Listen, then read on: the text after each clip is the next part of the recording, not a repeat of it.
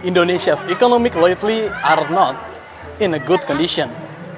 So Indonesia as a country faces several problems such as deficit in textile industry, many unemployed, layoff everywhere. Kondisi diperparah dengan turunnya permintaan domestik. Tanah Abang sepi pengunjung. Indonesia perlu mewaspadai kondisi perlambatan ekonomi yang terjadi di berbagai negara di dunia. Imbas pasar global yang lesu dan juga produk impor dari Tiongkok yang membanjir. 4 hingga 11 November saja 2024 telah dilakukan 283 kali penindakan penyelundupan, terutama dikaitkan dengan komoditas tekstil.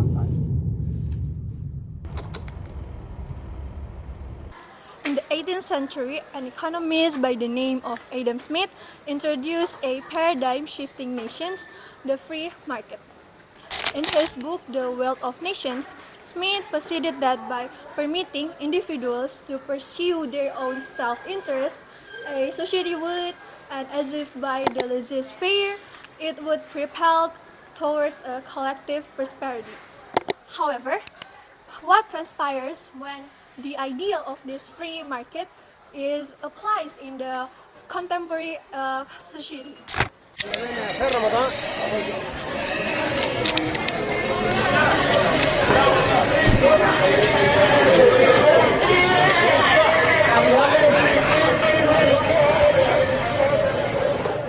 Tanah Abang, the Southeast Asia's largest market, exemplifies how open market operate in the face of globalization.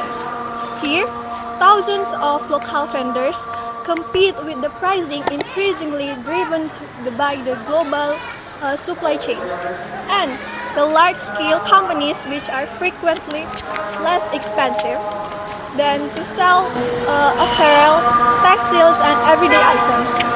Foreign goods, which are frequently less expensive, it's because they are produced in large quantities and in a low-wage nation, and has chances the open market. Yes, the consequences are not all positive. Halo, dengan siapa? Saya Farhan. Kalau bicara itu ya tahun-tahun ini lumayan, masih ada penjualan tiap hari, masih ada gitu loh. Tapi kalau dibandingin sama tahun-tahun sebelumnya itu jauh banget. Jadi kayak signifikan banget lah itunya lah. Apa sih kayak beda lah, nggak ramai sekarang tuh kurang. Oh, sekarang kurang ramai? Iya, kurang ramai. Oke, baik. Kemungkinannya sih kalau kurang ramai, pertama mungkin sekarang orang lari ke online ya. Kayak adalah ke TikTok atau ke Shopee gitu kan. Mungkin itu sih yang bikin kurang di Tanah Abang tuh. Kalau dulu ramai banget Bang, sumpah. Kita tuh bal-balan tiap hari tuh, wah banyak banget dah. Sekarang tuh kayak kurang peminatnya, nggak tahu. Oke. Hanya dalam hitungan bulan, karena pembeliannya sangat masif sekali. Artinya apa?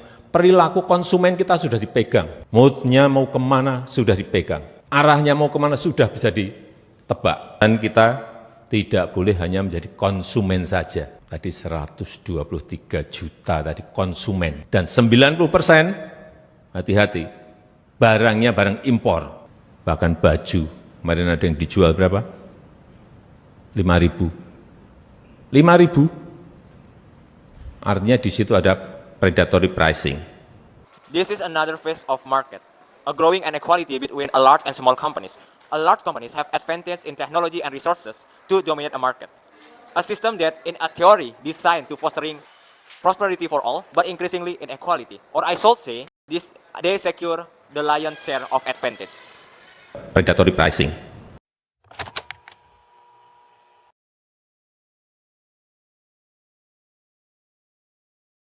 Significant barrier in the exchange of goods, investment, and also services. Sometimes globalization brings us to inevitable criminals, in this case is smuggling. And globalization makes a smuggler easier and get worse by the lack of enforcement in our nation to supervise this kind of issue. And also, this lack of enforcement led us to become a tax haven country, which is sometimes our law could be negotiated by a multinational corporation to avoid a real tax that based on our constitution. This make illegal textile product get through to our nation without rough measurement import quotas and also without a tax or tariff. In the end, this effect to our market. The smuggling will enter our market and ruin our market price in the domestic, and also this make our domestical product can compete with them because they offer us the cheapest textile products.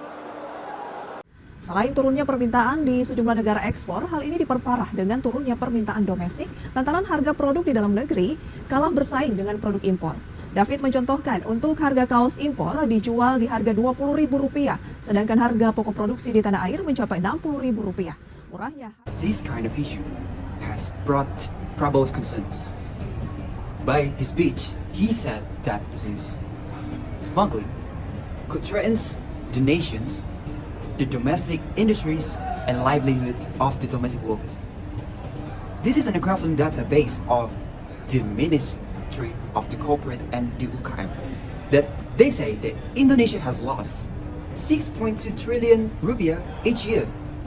And then, this smuggling also led to resulting for the absorptions of 67,000 workers. And also, as well, for the multi-sectoral revenue, TPT GDP with amounts of 11.83 trillion per year. Okay, so one of the suspected country here is the China's textile product. Why? Because in recent year, China has become the most biggest countries in textile producer in the world, beating Bangladesh and Vietnam, with the profit of $303 million. So, the 1978 economic reforms, the 2001 WTO accession, and the cheap labor played a vital role in the success of China's market.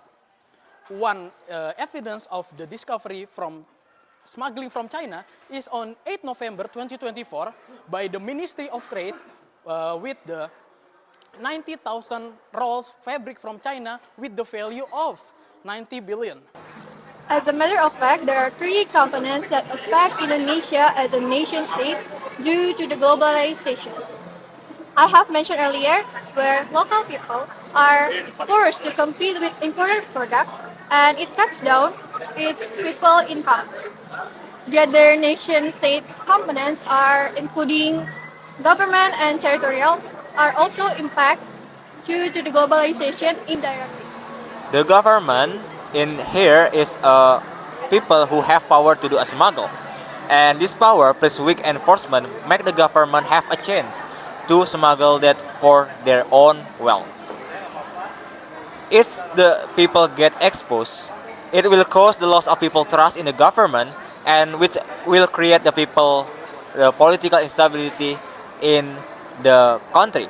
Free trade zone resulting globalization threaten the our territorial component, and here where the distribution of goods can easily enter our territory without strict regulation and supervision. It make a gap for them to do a smuggle.